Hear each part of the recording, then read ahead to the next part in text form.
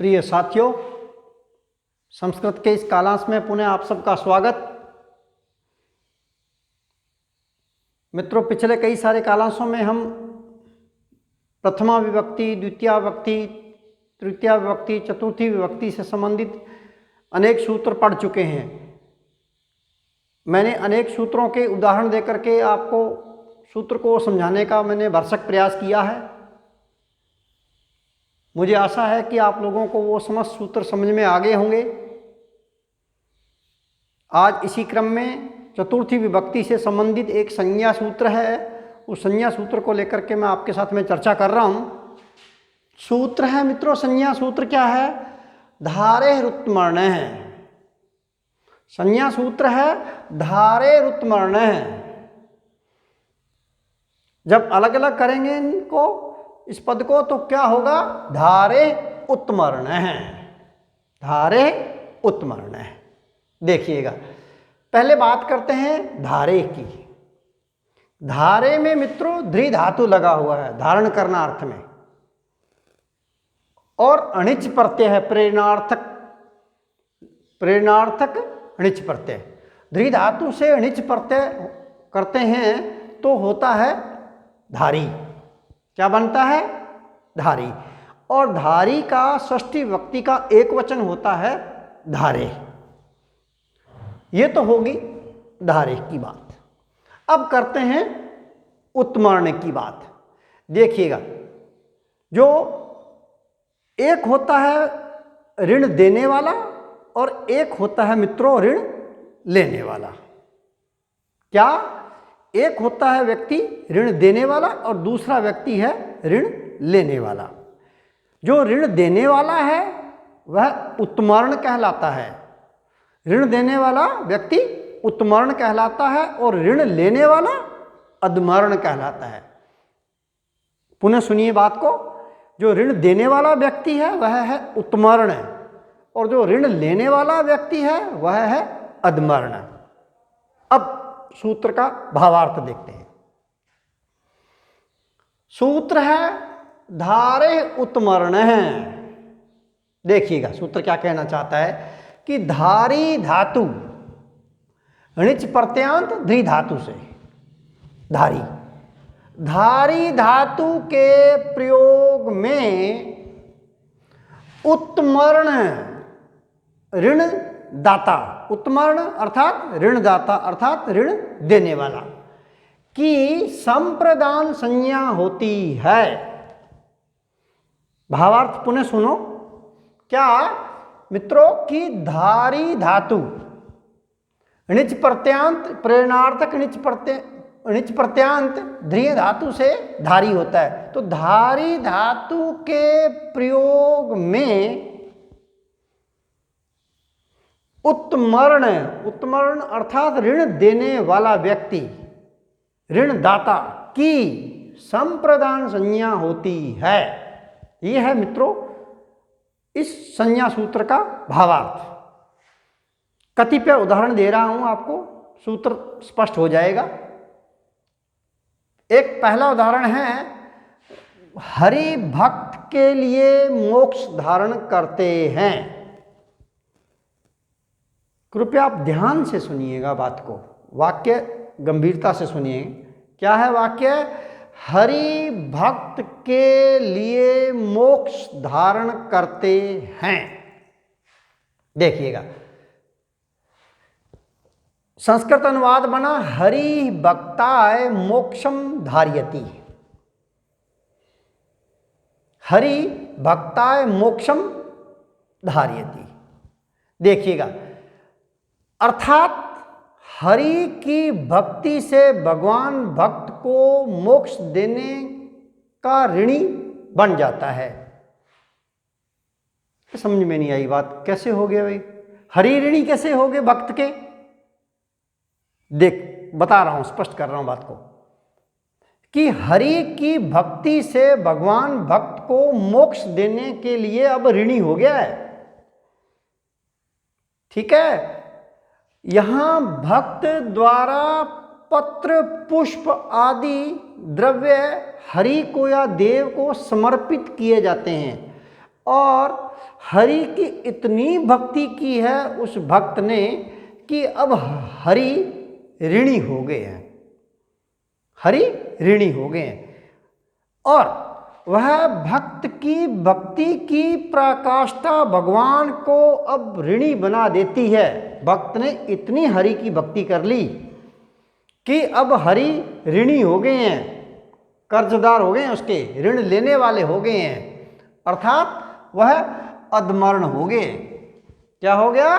ऋण लेने वाला व्यक्ति कौन है? अधमरण है। मित्रों, भक्त ने हरि की इतनी भक्ति कर ली कि अब हरि ऋणी हो गए हैं और वो अपना ऋण उनको चुकाना पड़ेगा। तो अधमरण है मित्रों हरि, और ऋण देने वाला कौन है? भक्त। भक्त है मित्रों यहां उत्तमरण। देखिएगा, यहां भक्त उत्तमरण है और हरि अधमरण है। पुनः सुने बात को। वाक्य है मित्रों, हरि भक्त के लिए मोक्ष धारण करते हैं। हरि भक्ताय मोक्षम धारयति। वाक्य में द्वि धातु का प्रयोग हुआ है।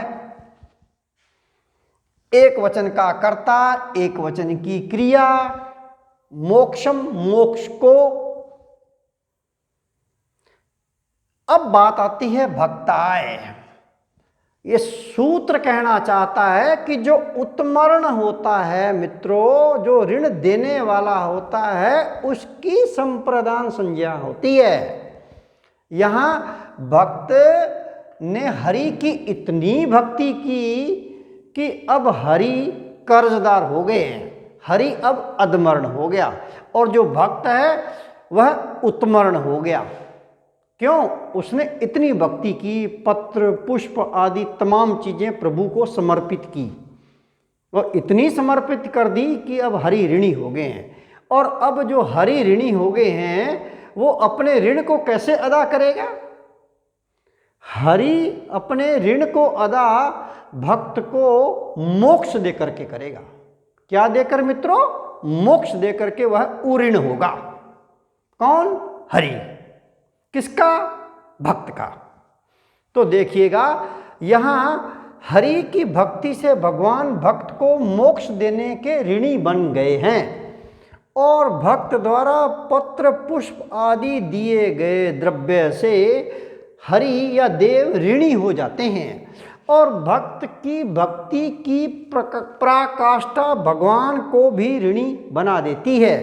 अतः मित्रों, इस वाक्य में भक्त उत्तमरण हैं और हरि अधमरण हैं।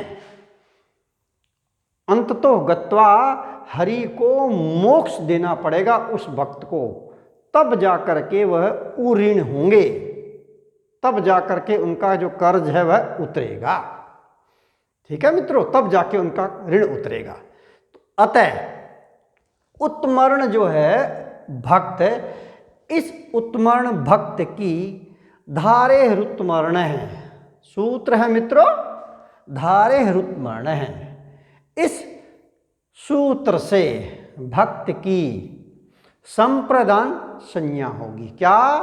उसकी संप्रदान संज्ञा होगी, और संप्रदान संज्ञा होने के बाद चतुर्थी संप्रदाने से भक्त शब्द के साथ चतुर्थी विभक्ति लगेगी। तो भक्त शब्द का चतुर्थी विभक्ति, चूंकि भक्त एक ही है इसलिए चतुर्थी विभक्ति का एक वचन होता है भक्ताय।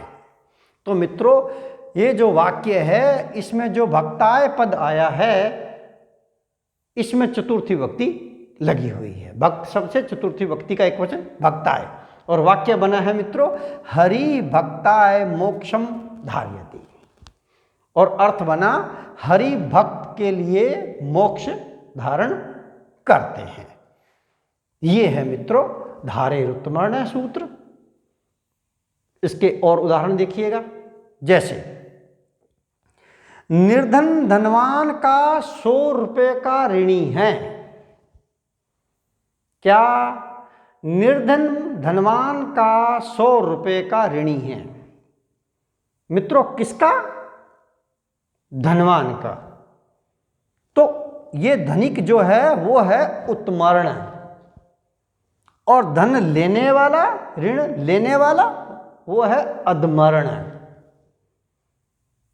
तो मित्रों ऋण देने वाले की जो होता है उत्तमर्ण वह होता है, तो यहाँ वाक्य में है धनिक उत्तमर्ण, इसलिए इस धनिक की धारे उत्तमर्ण है। इस संज्ञा सूत्र से संप्रदान संज्ञा होती है, और संप्रदान संज्ञा होने के बाद चतुर्थी संप्रदाने से धनिक शब्द में चतुर्थी विभक्ति का प्रयोग होकर धनिकाय बनता है। क्या बनता है मित्रों? धनिकाय। ये देखिए धनिकाय पद में यहाँ चतुर्थी विभक्ति लगी हुई है। कौन सूत्र से? धारे उत्तमर्ण सूत्र से। और वाक्य बना है निर्धन धनिकाय शतम धार्यति। निर्धन धनवान का 100 रुपये का ऋणी है, और वाक्य में द्वि धातु का प्रयोग भी हुआ है। यही तो ये सूत्र कहना चाहता है कि द्वि धातु का वाक्य में प्रयोग भी होना चाहिए। एक और उदाहरण देखिएगा। किसान देवदत्त का 1000 रुपये का ऋणी है। किसान देवदत्त का 1000 रुपये का ऋणी है। वाक्य में द्वि धातु का प्रयोग हुआ है। ठीक है ना मित्रों? देवदत्ताय, ये है देवदत्ताय। किसका? किसान ने देवदत्त से 100 रुपये लिए हुए हैं कर्ज के रूप में। तो कर्ज लेने वाला है कृषक और कर्ज देने वाला है देवदत्त। ये है अधमर्ण और ये है मित्रों उद्मर्ण। तो उद्मर्ण की धारे उत्तमर्ण सूत्र से संप्रदान संज्ञा होती है, और संप्रदान संज्ञा होने के बाद चतुर्थी संप्रदान से उसमें चतुर्थी विभक्ति का प्रयोग होता है। तो यहाँ देवदत्ताय इस पद में चतुर्थी विभक्ति का प्रयोग हुआ है। देवदत्त शब्द मित्रों अकारांत पुल्लिंग है, इसका चतुर्थी विभक्ति का एक वचन होता है देवदत्ताय, और वाक्य बना कृषक है देवदत्ताय सहस्रम धार्यति। ठीक है मित्रों? एक और उदाहरण देखिएगा। तुम मेरे 100 रुपये के ऋणी हो, या मैं तुमसे 100 रुपये लूंगा। आपने मुझसे 100 रुपये उधार लिए हुए हैं। वाक्य में द्वि धातु का प्रयोग हुआ है। देखिएगा जैसा कर्ता वैसी क्रिया। यहां देखिए मित्रों मध्यम पुरुष एक वचन का कर्ता है, तो मध्यम पुरुष एक वचन की क्रिया आएगी। लट लकार प्रथम पुरुष एक वचन। त्वम धार्यसी शतम 100 रुपये को। तुम मेरे 100 रुपये के ऋणी हो। मैं हूं उत्तमर्ण और तुम हो अधमर्ण। ठीक है मित्रों? तो उत्तमर्ण की संप्रदान संज्ञा होगी धारे उत्तमर्ण। मेरे अस्मद शब्द का चतुर्थी विभक्ति का एक वचन। क्या? अस्मद शब्द का चतुर्थी विभक्ति का एक वचन क्या होता है मित्रों? मह्यम। ये चतुर्थी मह्यम पद में चतुर्थी विभक्ति लगी हुई है। चतुर्थी विभक्ति का एक वचन है अस्मद शब्द रूप। तो तुम मेरे 100 रुपये के ऋणी हो। त्वम मह्यम शतम धार्यसी। अंतिम वाक्य है मित्रों देखिएगा। राम श्याम का 1,00,000 रुपये का ऋणी है। कितने रुपए का मित्रों? 1,00,000 रुपये का। देखिएगा कितने का? 1,00,000 रुपये का। वाक्य में द्वि धातु का प्रयोग हुआ है। लट लकार प्रथम पुरुष एक वचन। ये कर्ज लेने वाला है, ये कर्ज देने वाला है। जो कर्ज लेने वाला है वह है अधमर्ण, और जो कर्ज देने वाला है वो है मित्रों उत्तमर्ण।